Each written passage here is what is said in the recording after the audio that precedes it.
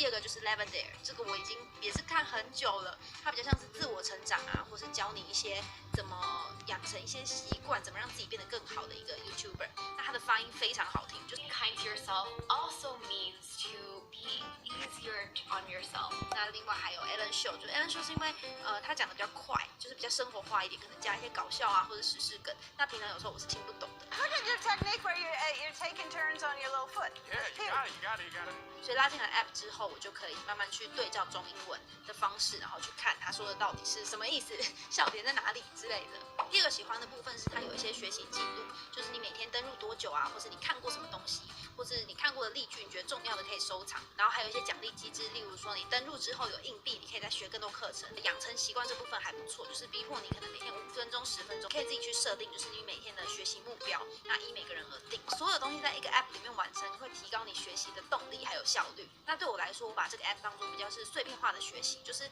不用每天花个半小时、1小时，你可以设定成15分钟，那你看几个你自己喜欢的影片。第三个我喜欢的是它可以连接到原影片，去看整集，然后去再多训练自己的听力。